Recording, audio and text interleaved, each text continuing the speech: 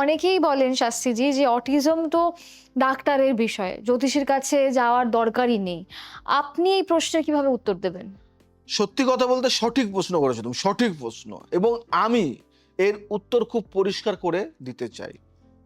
Doctor বলেন জানো কি কি হয়েছে, থেরাপিস্ট বলেন কিভাবে সাহায্য করবেন, শিক্ষক বলেন কিভাবে এগিয়ে নেবেন, কিন্তু একজন অভিজ্ঞ জ্যোতিষী বলেন কেন এই পরিস্থিতি এলো এবং এর মধ্যে দিয়ে কোন পথে হাঁটলে আলো পাবেন। এই প্রশ্নের উত্তর ডাক্তারের কাছে নেই, স্কুলের কাছে নেই। আমার কাছে আসলে একজন মা বাবা জানতে পারেন তার সন্তানের কোষ্ঠীতে কোন গ্রহের প্রভাব ফেলেছে, কোন দিকে তার লুকোনো প্রতিভা আছে, কোন সময়কালে উন্নতি আসবে, বাড়ির কোন পরিবেশ তার মানসিক শান্তির জন্য ভালো।